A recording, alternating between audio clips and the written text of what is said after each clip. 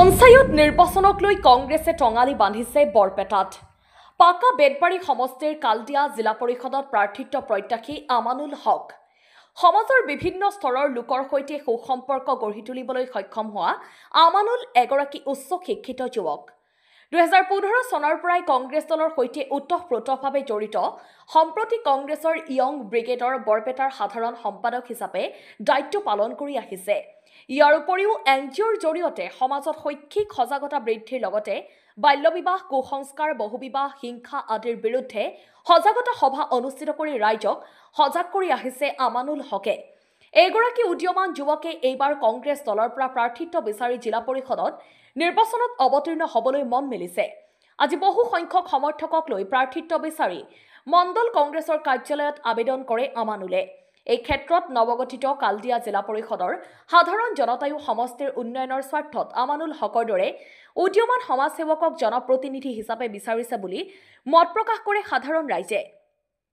কংগ্ৰেছ দলৰ নেতৃত্বই আমানুল হকক প্ৰাৰ্থিত্ব প্ৰদানৰ দাবী জনাইছে সাধাৰণ ৰাইজে। আমাৰ সদন কথা হচ্ছে আমাৰ যেটো প্ৰাৰ্থী টিকিট পায় যাৰ সম্ভাবনা জয় হব। এত দীৰ্ঘদিন আমাৰ লগত কাম কৰি আছে, আমিও পুৰণা মানুহে মানুহে ইয়াৰকে বিচাৰিছে। ইয়াতে আমাৰ যিবিলাক মানুহ আছে সিহঁতে যদি টাউন দয়া কৰি টিকেটটো দিয়ে বিজয় হ'ব ইনশাআল্লাহ। পাথাৰতো গাঁৱে ভূঞে দোকানে যেতে যাতে আমি তাৰ লগত ঘূৰছোঁ, এনেও ঘূৰছোঁ, তাৰ পাৰ্থক্য ভাল মানে ৰাইজৰ মধ্যে সোমাই পৰিছে। আমিনুল হক।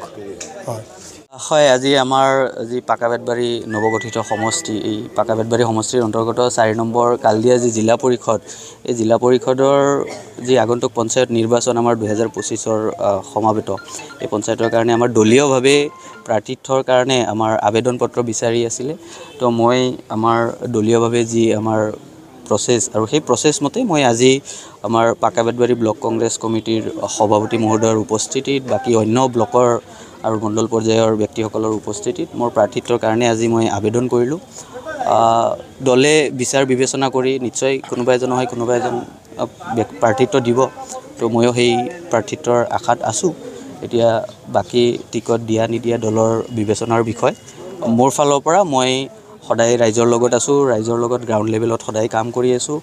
সদায় দলীয়ভাৱে মোক যিমানখিনি দায়িত্ব ব্লক লেভেলতে হওক, ডিষ্ট্ৰিক্ট লেভেলতে হওক বা মণ্ডল পৰ্যায়ত হওক, যিমানখিনি কাম দিছে মই সদায় সুচাৰুৰূপে কাম কৰাৰ এটা চেষ্টা কৰিছোঁ। আৰু সদায় মই ৰাইজৰ লগত থাকি বিভিন্ন NGO বা বিভিন্ন সমাজ কল্যাণমূলক কামৰ লগত জড়িত থাকি ভাল পাওঁ আৰু সদায় ৰাইজৰ লগত থাকিম।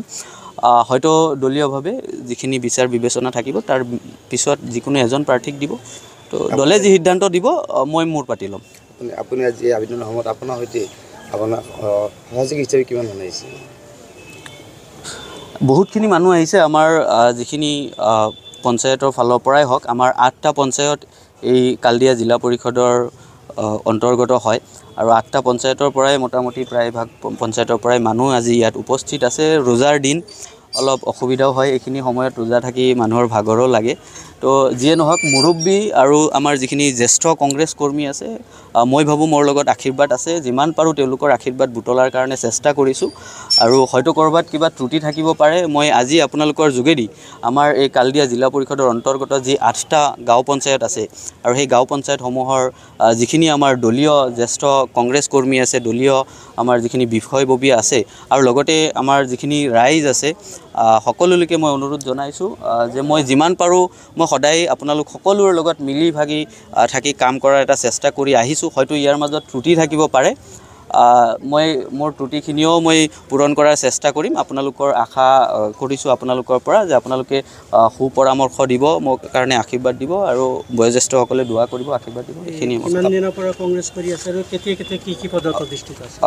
মই কংগ্ৰেছ পঢ়া শুনা শেষ কৰাৰ পিছৰ পৰাই কংগ্ৰেছ দলৰ লগত জড়িত আছোঁ। 2015 চনত মই ইঞ্জিনিয়াৰিং গ্ৰেজুৱেশ্যন ক্লিয়াৰ কৰিছোঁ, বেচেলৰ অফ টেকন'লজি, আৰু তেতিয়াৰ পৰাই মই দলীয়ভাৱে কাম কাজ কৰি আহিছোঁ। মই মণ্ডল পৰ্যায়ত, ব্লক পৰ্যায়ত, বিভিন্ন পৰ্যায়ত কাম কৰি আহিছোঁ। মণ্ডল পৰ্যায়ত সময়ে সময়ে যি আমাৰ এনৰোলাৰ হিচাপে আমাৰ দলীয় যি সদস্য ভৰ্তিকৰণ প্ৰক্ৰিয়া, সেই প্ৰক্ৰিয়াত মই ওতঃপ্ৰোতভাৱে জড়িত থাকোঁ।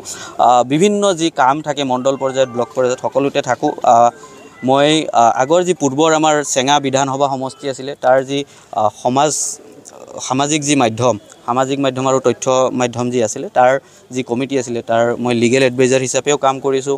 আমাৰ সেৱা দলৰ যি য়ং ব্ৰিগেড আছিলে মই বৰপেটা জিলা কংগ্ৰেছ সেৱা দলৰ য়ং ব্ৰিগেডৰ সাধাৰণ সম্পাদক ৰূপেও কাম কৰিছোঁ আৰু বৰ্তমান মই বৰপেটা জিলা কংগ্ৰেছ সেৱা দলৰ সাধাৰণ সম্পাদক হিচাপে কাম কৰি আছোঁ। আৰু ভাৰত জোড়ো যাত্ৰাই হওক বা এনেকুৱা যিখিনি পদক্ষেপ হৈছে সকলো পদক্ষেপতে দলীয়ভাৱে মোক যিখিনি দায়িত্ব দিছে মই সদায় পালন কৰি আহিছোঁ, চেষ্টা কৰিছোঁ যিমানখিনি পাৰিছোঁ। কংগ্ৰেছ দলে যদি আপোনাৰ প্ৰাৰ্থিত্ব দিয়ে আপুনি জয়ী হোৱাৰ কিমান আশা আছে? মই বিগত 10 বছৰ 15 বছৰ ধৰি যেতিয়াৰ পৰা দলৰ লগত জড়িত হৈ আছোঁ মই সদায় ৰাইজৰ লগত আছোঁ। এইটো সকলোৱে আমাৰ যি আশে পাশে আমাৰ যি পঞ্চায়ত গাঁও পঞ্চায়তৰ ৰাইজ আছে, মানুহ আছে, দলীয় কৰ্মী আছে, তেওঁলোকে গম পাই আছে। মই এইবেলি আমাৰ যি নৱগঠিত আমাৰ কালদিয়া জিলা পৰিষদ হ'ল বিভিন্ন সমষ্টিৰ পৰা বিভিন্ন ঠাই আমাৰ নতুনকৈ সংযোজন হৈ পেলাই এটা বৃহৎ বিস্তীৰ্ণ মানে এলেকাৰ এটা কালদিয়া জিলা পৰিষদ আমাৰ গঠন হ'ল। আৰু তাৰ পৰিপ্ৰেক্ষিতত মই গ্ৰাউণ্ড লেভেলত প্ৰত্যেকখন গাঁৱলৈ সোমাইছোঁ, প্ৰত্যেক ৱাৰ্ডত সোমাইছোঁ, প্ৰত্যেক পঞ্চায়ত সোমাইছোঁ, প্ৰত্যেক বজাৰ ঘাট হওক য'তেই হওক মই যিমান পাৰিছোঁ চেষ্টা কৰিছোঁ, ৰাইজৰ লগত মত বিনিময় কৰিছোঁ, দলীয় কংগ্ৰেছ কৰ্মীসকলৰ লগত মত বিনিময় কৰিছোঁ। মই যিখিনি দেখিছোঁ পৰিৱেশ নিশ্চিতভাৱে যদি দলীয়ভাৱে মোক প্ৰাৰ্থিত্ব প্ৰদান কৰে, মোক যদি নমিনেট কৰে, ৰাইজৰ সহযোগ নিশ্চিতভাৱে পাম। বহুত মানে সঁহাৰি মই দেখিছোঁ ৰাইজৰ মাজত, গতিকে নিশ্চিতভাৱে জয়ী হৈ ওলাই আহিম।